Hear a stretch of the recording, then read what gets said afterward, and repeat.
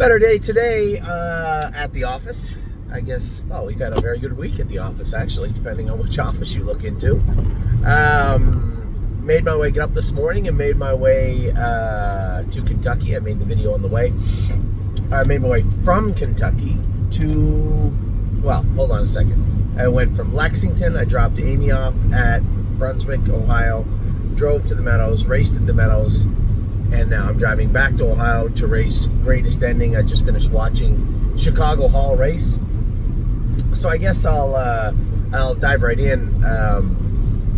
I'm getting to the track this afternoon, and the paddock judge calls me. He says, "Hey, where are you at?" I said, "I'm just gassing up just outside the track. I'll be there in 1 minute." She was, "Okay, no problem, hurry up." I'm not thinking much about it because I'm in race 6. I looked a couple of minutes ago. Race 4 has just gone on the track. No big deal. Pull into the track. I go down. I blow the breathalyzer. And the lady that does the breathalyzer, I think her name's Darla, really nice lady. She said, "Cutting it a bit close, aren't you?" I said, yeah, you know, I was coming from Lexington and you know, I had to stop in Ohio and then come here." And she goes, "Oh." And she goes, I hear the paddock judge say, 5 minutes. She goes, "You better get going." I said, "Oh, I'm not in until the 6th. She goes, "No, you're in the 5th. I look at the TV. I'm down to drive the horse in the 5th. I said, "Well, I guess that's why there was a sense of urgency." So I walk over. I get my suit on. I go out on the track. Racing the first race. Finished second, I think. Now I go to drive. Time is on my side. It looks like a pretty standard kind of paint by numbers race. If he's good, you know the 3 and 5 are going out of there. Let them go out of there. Drop the 3 or the 5 in, whoever. Quarter pole to the front. Away you go. He raced good. Half 54 and 4. At no point I felt like I was in danger of being beaten, but he's not supposed to. He was in against. Now Birthday was in there. There's some nice horses in there. Don't take anything away from them. I just felt like if he was good, he's probably going to win today, and he did. Come back to the winner's circle, 149-1, new lifetime mark. I thought I heard him say 3/5 off something. And Tim goes, "Oh, he raced good." I said, "Oh my God." I said, "Kentucky is hard on me. I'm such a fat slob." I said, "I probably could have won him 48 and 4. I said, "I bet you I'm 191 or 92 pounds right now." And he laughed. I was serious. I think I am. So go back to the paddock. Drive another horse, and out comes Neptune. Now, Neptune is good, nice horse, and I felt he was in a good position. But there's a lot of shadows at the Meadows, and he will skip over them. Now, it doesn't matter. It doesn't bother me that much, but when I know there's a chance he could skip over them, I know that he could, and he very likely may, and I have every intention of going out of there. It just makes a little more sense. So I said, maybe we'll put a little shadow roll on this horse today. Now, the thing about the shadow roll is this: the horse knows the track. He knows the shadows are there, and it's not like you put this shadow roll on. He's like, "Oh my God, with this pillow on my face, I just can't see any of those things that were on the track." Of course, he knows where they're at. I score him down.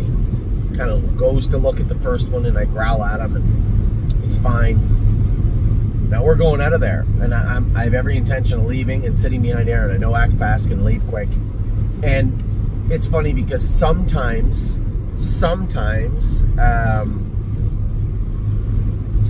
Neptune will get out of there, and other times he kind of backs away from the car a little bit. He's one of those horses where you can't force him into a position. You try and make him do something, he just sours up on you. You have a 4 or 5-year-old stud, 6-year-old stud, whatever the hell he is. You can't make him do something. It almost said that old thing, you have to make it his idea, right? So I put his nose right on the screen, and we're just about to go out of there, and he starts pushing the screen out of there. I know we're going out of there quick, and I'm thinking,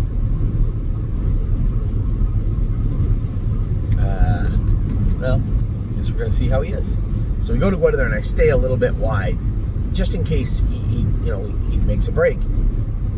He blasted into there, and I could see him just for a second. You guys, I watched the replay, you can't really see it, but he put a little skip in going over the first shadow. I growled at him. It was like, ooh. It's kind of like when somebody cuts you off on the road. You're like, oh! Almost worse than that. You're in a car with a seatbelt and airbags, and you know that you're probably not going to get hurt. Well, with a horse, it's not like that. Tightened me up a little bit for a second, and once Aaron dropped down, I got him on his helmet. He was fine. It was perfect after that. So we're going around the first turn, and he's sharp. But again, I know this type of horse. You can't let him gap in the hole. You can't let him dawdle. You've got to keep him right on red line the whole time. So when you go to move him, it's game on. Because we're rolling right along. I know we're rocking. 26 in a piece. We're for sure we're at the half 55, 54 in a bit, which we were. 3/4 pops up 121 and 2 or 121 and 3, but he's climbing over Aaron. I'm going to tell you what, if I could get him to the outside, because he hangs left line in the straightaways, so it was a little bit of a chore to get him into the passing lane. If I can get him right coming out of the turn, now that obviously opens up the inside of the horses that were on my back finishing up, but if I can come right out of the turn, I think he wins in 49 and 4, 49, 50, 50, 50 and 1 today. He takes a decent mark at 150 and 2. It was a beautiful day. The track was fast. Hard to believe they'd canceled last week because the track was so bad and it was so good today. And he was very, very good today. Really, really pleased with what I saw from him. So I come off the track and I'm thinking, man, that was the tough one. Spitfire's supposed to win. Time I figured would win for sure. As sure as you can be in horse racing, which is never really sure. But as sure as you can be, when I looked at the program, I just didn't foresee any way, if he was good, that he could lose it. Unless somebody was extraordinarily better than they showed on the program, he was probably a winner. Neptune, I thought 3-1 was kind of low on Neptune. You know, what kind of trip would he get? I didn't know I could blast over to the front until right before they said go. I knew he was going to get out of there. And if he happens to hang off the gate and gets away 5th, well, now you're at the mercy of the entire pace. And I don't know what happens. So 2 win, I'm going out with Spitfire, and I think I'm a winner. Now, good horses in there. Killer Instinct and those horses are no joke. There's some decent horses in that race. Actually scored him down just a hair, and he felt good. Usually he's bumpy and strong. But I guess to be completely fair, he was a little bit weak in his qualifier. I know it shows win by 21 lengths and 57, but Spitfire's always been just talent, strength, and power through things. Touch a knee, get out of gear, hit himself behind. He just power through them. He didn't feel that way in the qualifier. Now he's off 2 weeks also. So I dropped Scott Betson in front of me. I said his horse is a pretty good horse to follow. I'll follow him. Audi comes first over. I'm following him. But Spitfire doesn't feel like he's ready to rock. Like, he just feels like he's participating, not trying to, get into attack mode. He's raced enough times. He knows what's what. We're second over. Front end's going to collapse maybe a hair. The speed is well within, where he can go. It's not like poor Arrowhead that had to chase a 51 mile yesterday. Everything is going his way. Around the last turn, I'm starting to lose my cover a bit. It's obvious to me that I'm in trouble. He's all out of soap. And by the time I got to the wire, I thought to myself, I think he's bleeding. We gotta draw his blood. Before we draw his blood, we gotta scope him and make sure everything's all right. We'll draw his blood, but we don't need to go very much further than what I saw today. A 3 out of 5 for blood. Now, the reason we've never had Spitfire on Lasix is because he AFib'd when he was 3. Cost himself 2.5, 3 months, middle of the summer. Now, when he was 3, he would lather up before the race, and and it was hot out, so he would, really lose a lot of electrolytes, sweat a lot. You could see how it could happen. Give a horse like him that is all wound up and lathered up Lasix. It was an easy argument. It wasn't shocking that he had whether it be thumped or whether he had AFib'd. It wasn't that shocking. The reality of the situation is now, he's never had a problem since. The reality of the situation is now that he's going to have to go back on Lasix.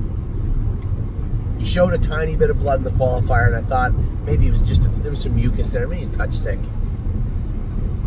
But with what I felt today, not just what we saw, seeing was only confirming what I already felt I knew, which was that he had bled. And that's where that power outage comes from. Now, before we jump to conclusions and just put him on Lasix right away, draw blood tomorrow, see what his blood work looks like. What you're probably going to see is a bilirubin count that's a little bit higher. You're going to see platelets that are low. But I want to see the rest of it. What's his white count? What's his differential look like? Is he getting a little sick? Was he a little sick? What's his GGT like? Because it'll jump on him too. These are all things that I need to know. So,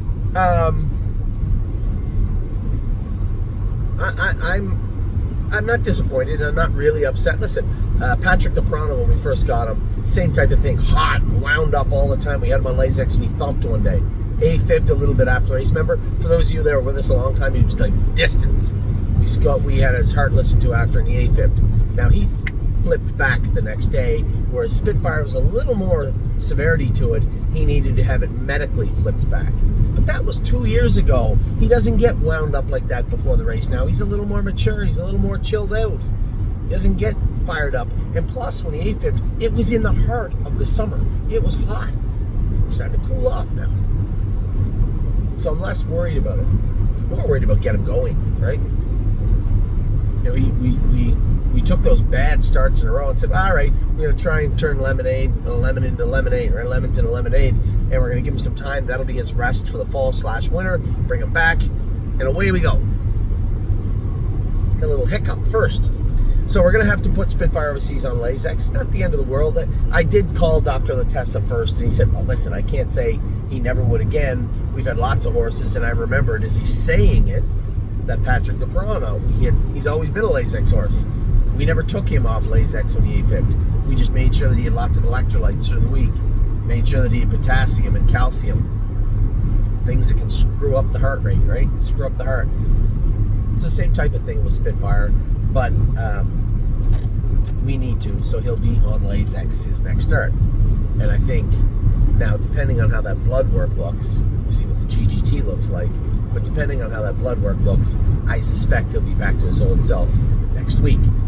So that was Spitfire, 3-point blue chip race. Good. I said, Aaron, how was he? A little rocky in the last turn. He said, but just had to nurse him through the last turn. And once I got him through, he said he had some trot at the wire. He was good. I said, all right, thanks, appreciate it. And then Chicago Hall. I watched Chicago Hall race. Lucked out. You know, Justin got a little firm with Danny on the front end. Chris Lems's horse is a legit decent horse. He won the race, and Chicago dropped down to the inside, passed one, so that's always important. He looked like a little pop doing it too, so I thought he raced pretty good. So good job by Tyler there. Not an easy thing to do, to get a horse that's not accustomed to, and as I say, not accustomed to, I don't know that he's ever raced on a half-mile track in his life. And we've had him his whole life at Stutzman's, so I'm not certain he's ever raced on a half in his life. I don't know. Race good though, got away close. If he hadn't not got up for second, I would have been a little disappointed with him. Listen, he's running at about 75-80% right now. You know, feeling sorry for himself because he had a rough summer chasing horses. He's going to have to come back to life. And tonight was a good trip for him. So great job by Tyler there. I will drive Greatest Ending later on. And Agent Black, much like Zena Kemp yesterday, a little bit of a temperature and lots of mucus equals scratched. So I'm supposed to drive late. I wonder if I call the judges, would they let me book off the 15th from the 9th, given the fact that I woke up in Lexington, Kentucky, participated in races in Pennsylvania this afternoon, and I'm now completing my day in a third state in Ohio. I wonder if they'll maybe just let me off the hook and let me go home. I'm hopeful they will, but we'll see. We'll see how that plays out. So that's been our day so far. I'll give you guys an update on Greatest Ending tomorrow. Now, tomorrow's going to be a little bit of an extended family day. Amy's sister Jenna is up here with their boy Cohen. I guess he's a pretty gifted hockey player for a young kid. And he's in a tournament over here. They played a little bit today. I didn't get an update. They played a little bit today. And Matt and Jenna are here. So Amy's entire family is here watching Cohen play. going to go watch the kid play a little bit tomorrow. We're going to swing by the barn. Everybody's got everything painted up. We get the mats in. I got the cross ties with me. Had a little issue though. Had a little problem. I was getting in. I put my hand down on the seat, and Mark broke his neck. Everybody, Mark. It's actually a little more lifelike now than it was before.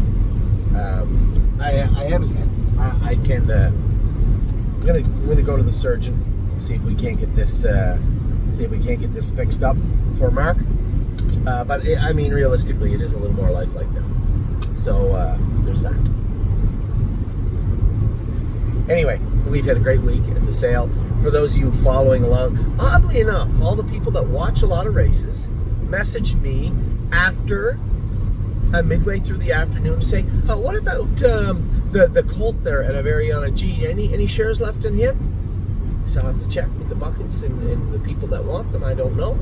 I'll let you know. After the second person asked me, I'm like, that's odd. And then I get a text message from one of our clients saying, "Did you see who won today in Lexington?" No. I think they said Ariana G's brother or sister, or the brother or sister to the horse that we bought, Superway, won him 150 and 4. Maybe I misspoke. Pretty good update post-sale, isn't it? So even when I thought things went good, it could have been even better than I thought. So really excited with the horses we picked up in Lexington. Happy with our start to 2026, even though it's still not even, we're barely getting into the fourth quarter of 2025. As of right now, with Mr. Collins' colt that has come in, Dr. Rucker sent us a horse also to train. So with those two horses, I believe we're at 35 or 36 already. A number of people have asked me about the London sale also. I know James was asking me. If I'm not mistaken, I think James bought into the Highland Fire and Ice, the King of the North filly, if I'm not mistaken. He'd asked me if we're looking at anything in London, and for those of you who have been in contact with me, you know we are looking at something in London. We do have pacing colt to buy, and I will tell you this, for those of you saying, "Oh great, a pacing colt," it's going to be a higher end type colt, like price wise, because all the guys that wanted a high end pacer, although they all bought into the Bulldog Hanover filly, they were looking for even a deeper pedigree. I said, "Gentlemen, and ladies, I did my best. I've been on 5 horses. I was the underbidder on Hip 42 in Lexington at 200,000. I tried. And there are horses at Harrisburg, and there will be horses at London too. If one of them catches our eye, then we are on the hunt and looking for a higher end pacing colt. And if we pick up another Ontario bred along the way, great. But there is one horse in particular I got my eye on also. So we still got lots to do. We have 35 or 36 right now. We have 1 or 2 to look at in London. We have a host of horses that are going to end up on our list at Harrisburg. Harrisburg will be all about you. For those people who are about to find out that there's not a lot of shares left in any of these horses, I do apologize. But the sale is on tonight, and if anybody had just said, "Hey, I want to get a horse tonight," we would have looked at one. We got everything we wanted. We filled up the buckets. Everything went according to plan in Lexington. And when we put the buckets up for sale in a week or 2 for Harrisburg, I expect everything will go according to plan there also. As I said, a tremendous start to the sale season. And obviously, as far as the staking season goes, we have Jailbird Jog races tomorrow. A very interesting update. After Jailbird Jog raced, and I told you a little pacey down the lane, it was actually Scotty that said, "Why don't you pull the shoes off or behind?" Now you may say, "Why would you do that?" It's a great question. So a lot of the times when horses get a little pacey, sometimes a little bit of weight difference will help. Trotters need a little more weight up front. So rather than add weight, sometimes you can take a little bit off the hind end. And some of those times, sometimes you'll have horses that'll stick a little bit. And the track is totally different. It's a clay track in the Red Mile.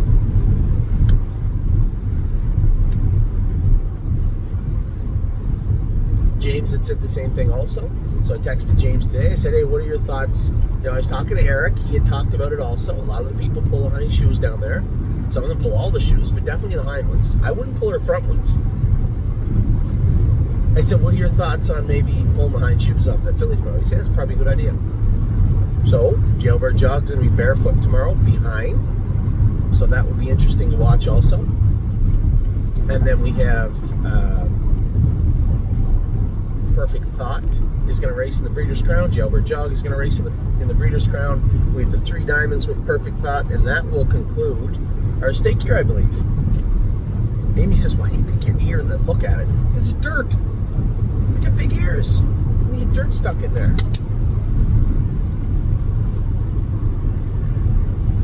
Anyway,